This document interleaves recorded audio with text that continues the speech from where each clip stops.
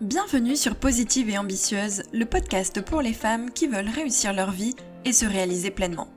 Je m'appelle Audrey Martinez, je suis auteure, entrepreneur et créatrice de contenu. Dans ce podcast, je vais vous apporter des conseils, des astuces, des pistes de réflexion pour vous aider à vous poser les bonnes questions et pour vous aider à aller au bout de vos objectifs de vie. N'hésitez pas à vous abonner pour recevoir les prochains épisodes et n'oubliez pas de laisser un avis 5 étoiles pour me permettre de gagner en visibilité et de faire connaître mon travail. C'est parti pour l'épisode, bonne écoute! Bonjour à toutes, bienvenue dans ce nouvel épisode de podcast. Aujourd'hui, on va parler d'un mot, d'une notion, que l'on trouve sur toutes les lèvres depuis quelques années et notamment si on s'intéresse un petit peu au développement personnel, j'ai nommé le bonheur. Être heureux, savourer chaque instant, profiter de la vie, trouver un but à sa vie, tant de notions qui rejoignent le bonheur et dont on entend beaucoup parler. Mais concrètement, le bonheur, c'est une notion qui reste très floue.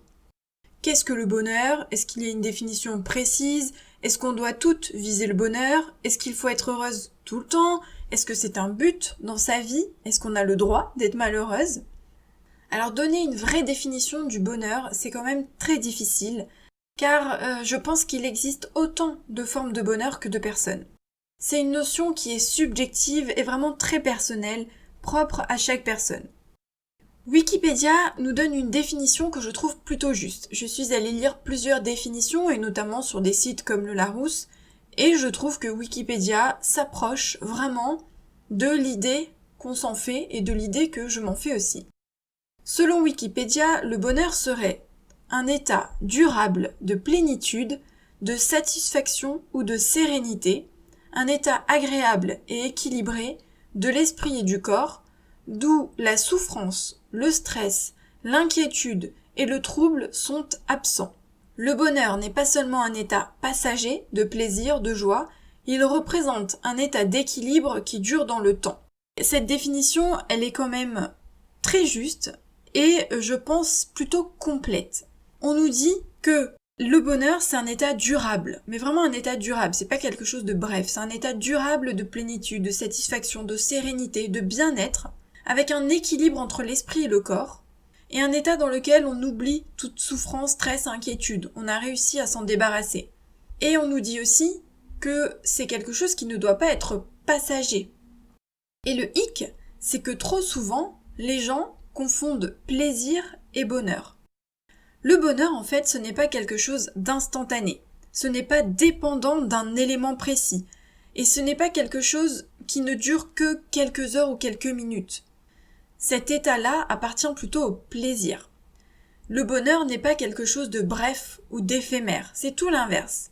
Donc en définitive, passer un bon moment, profiter d'un petit moment de plaisir, ne signifie pas que l'on a atteint le bonheur. Et le bonheur est propre à chacun et peut dépendre de plusieurs choses. Une personne pourra s'estimer heureuse, épanouie et avoir atteint le bonheur en s'épanouissant par exemple professionnellement. Une autre ce sera en s'épanouissant dans sa vie familiale, une autre encore en voyageant.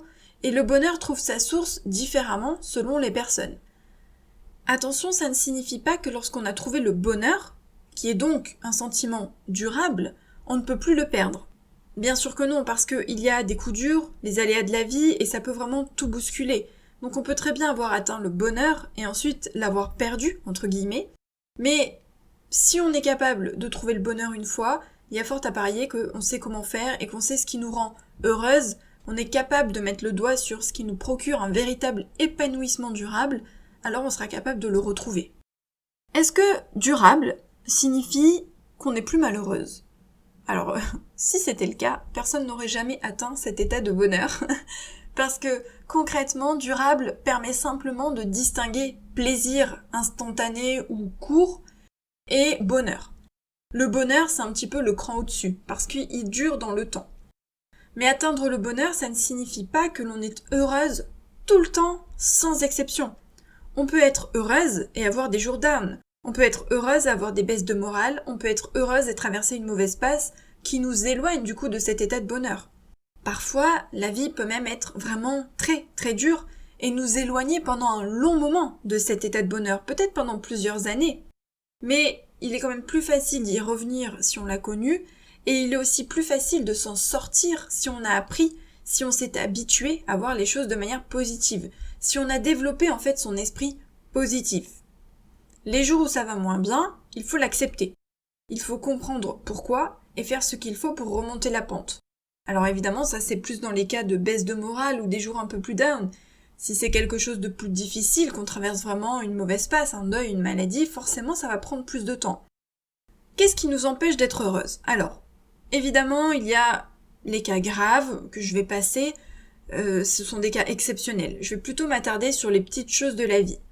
Il y a par exemple les ruminations. Vous savez, cette petite voix qu'on a à l'intérieur de nous qui a tendance à voir le négatif, à nous dévaloriser, à mettre le doigt sur nos complexes, ce genre de petite voix là qu'on a juste envie de claquer parce que concrètement, à chaque fois qu'on essaye d'avancer et d'aller mieux, elle a tendance à nous tirer vers le bas et à voir le côté négatif des choses. Donc ça, il faut réussir à s'en débarrasser, ce n'est pas si facile, mais il faut éviter d'écouter cette petite voix et éviter de ruminer. Deuxième chose, c'est d'acheter pour combler un vide. Parce que, vous l'avez sûrement remarqué, avec la société actuelle, le marketing, les publicités, etc., on a tendance à nous pousser à l'achat. Et souvent, quand on achète, on a tendance, nous, à acheter pour combler un mal-être dans notre travail, par exemple.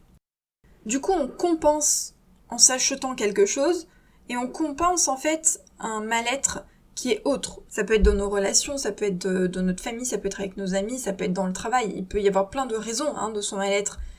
Mais le plaisir, en fait, il est juste instantané. C'est sur le moment, on l'a acheté, on est content peut-être quelques heures ou quelques jours. Et puis ensuite, ce n'est pas constant. Parce que le plaisir, ce n'est pas durable.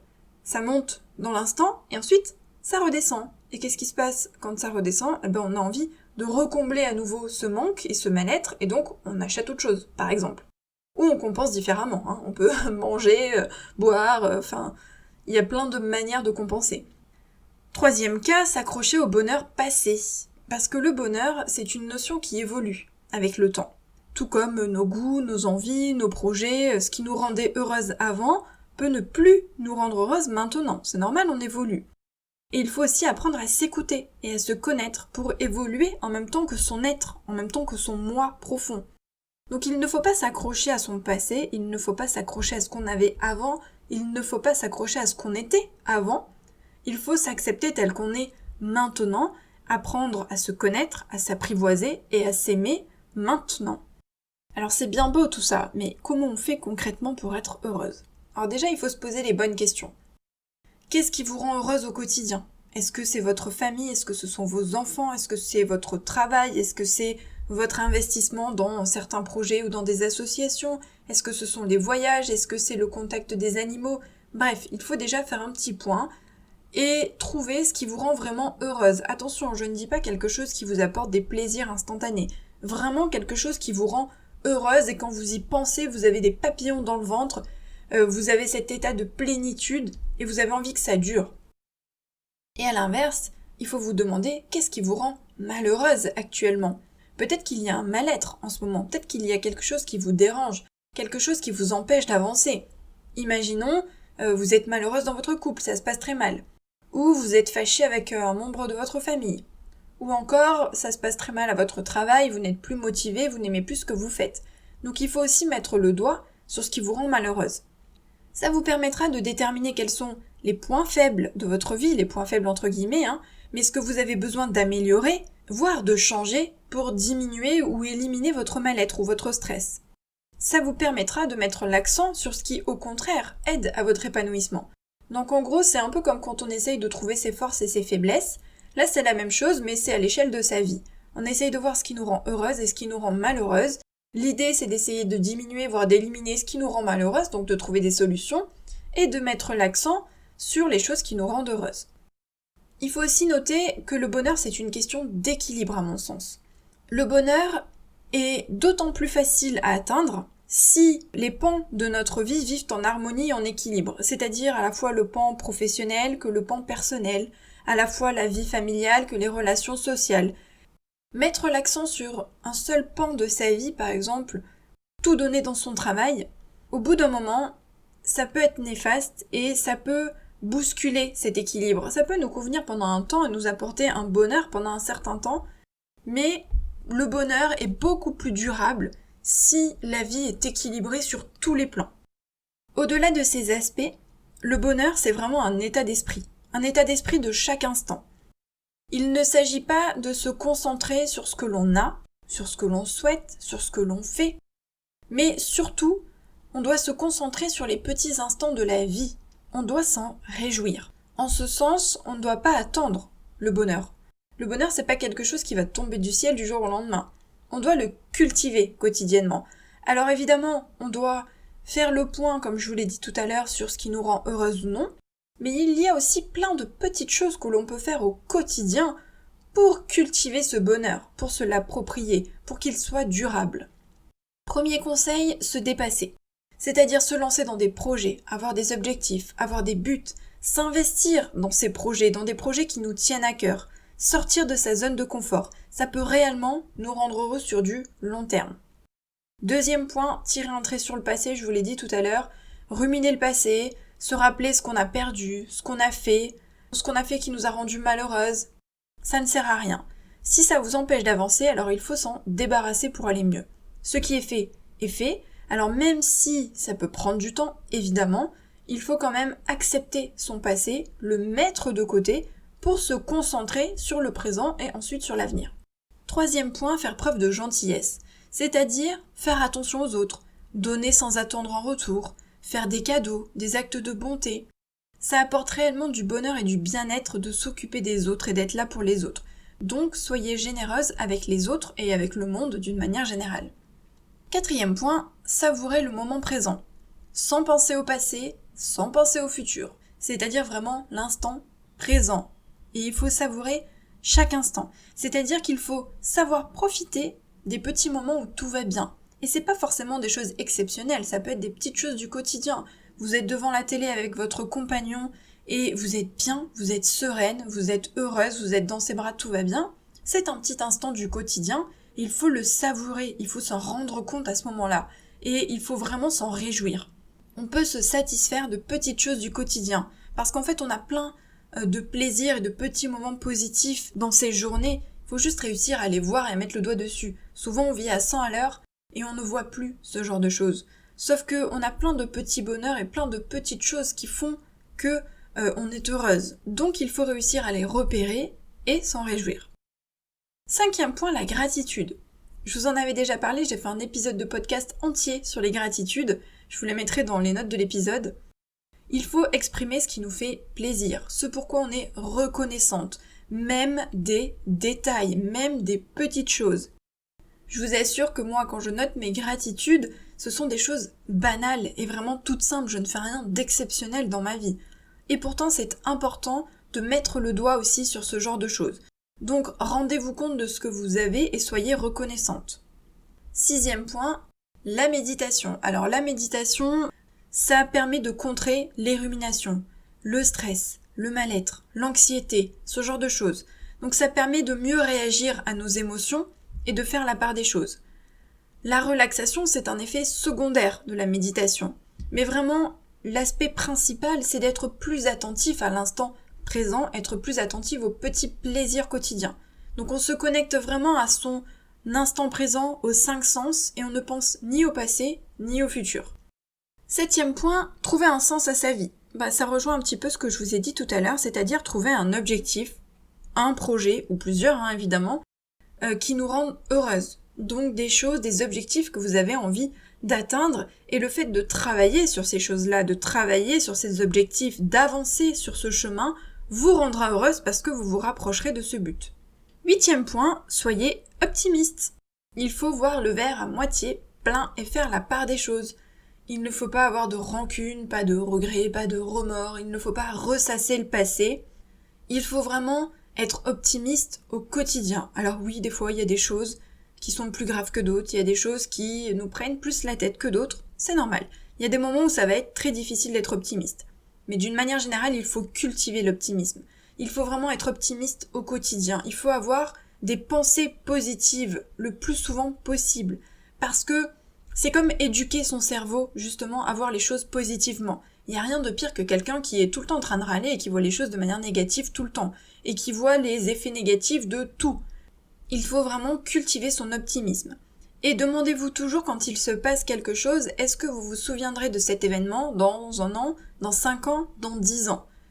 Si ce n'est pas le cas, ça veut dire que c'est vraiment quelque chose qui n'est pas important et qui ne mérite pas que vous vous attardiez dessus, que vous vous preniez la tête dessus.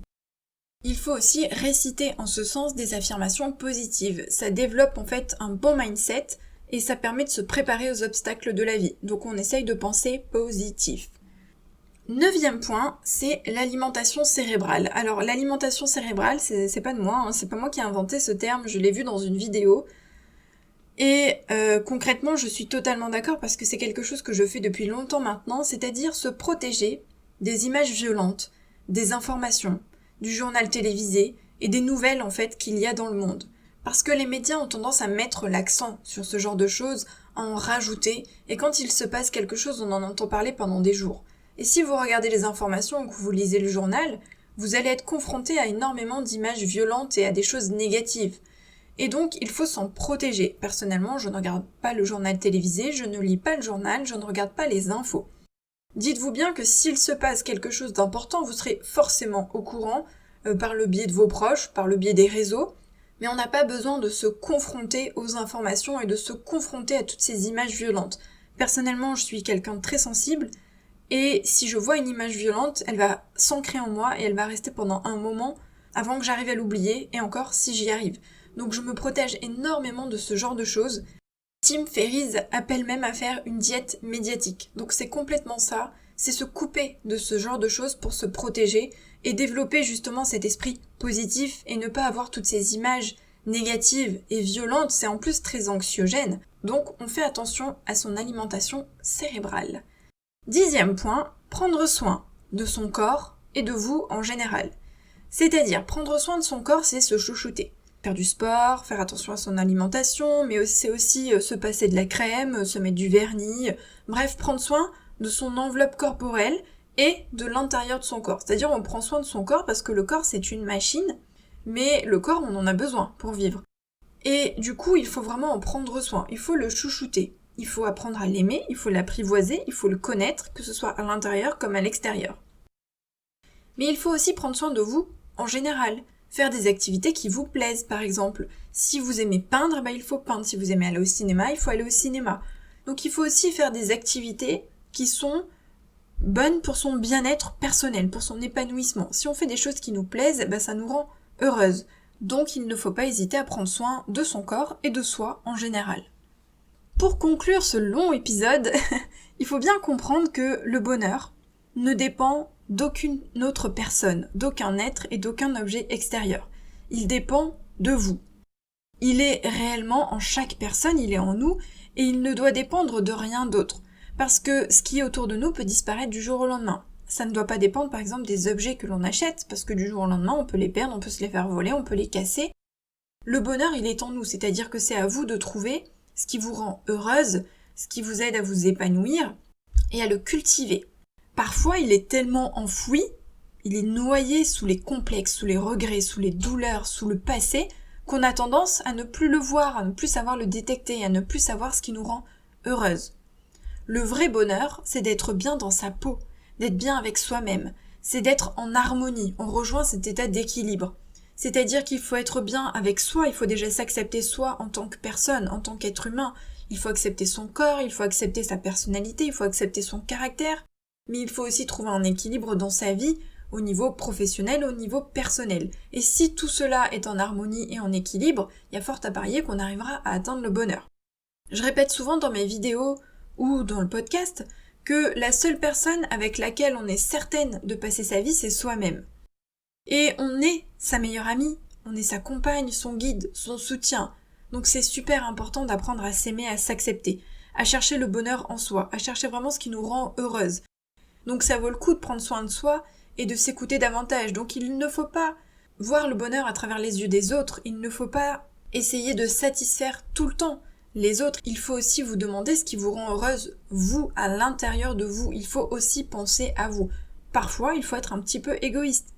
Attention, je dis pas tout le temps, il faut pas être très égoïste, mais il faut aussi apprendre à se connaître. Soi, c'est vraiment très important. J'espère que cet épisode vous a plu. N'hésitez pas à venir échanger sur le compte Instagram Positive et Ambitieuse pour parler peut-être du bonheur ou de ce qui vous rend, vous, heureuse. Le lien est dans les notes de l'épisode. N'oubliez pas aussi, si le cœur vous en dit, de noter le podcast, notamment sur Apple Podcast, c'est vraiment très très important pour ma visibilité et pour essayer de partager mon contenu, de le faire connaître un petit peu, c'est pas évident. Je sais que toutes les plateformes ne proposent pas la notation, donc si jamais c'est possible, n'hésitez pas à m'encourager, ça me ferait vraiment un super plaisir. Et puis n'hésitez pas à partager le podcast en faisant par exemple un petit screen quand vous l'écoutez, en prenant une photo, en le partageant sur les réseaux sociaux. N'hésitez pas à m'identifier si c'est sur Instagram, en tout cas ça me fait moi très très plaisir et puis ça me permet vraiment de toucher un petit peu plus de monde et pourquoi pas d'aider plus de femmes à avancer sur ce fameux chemin du bonheur qui n'est pas si facile à trouver, je vous l'accorde. À jeudi prochain pour un nouvel épisode, bye.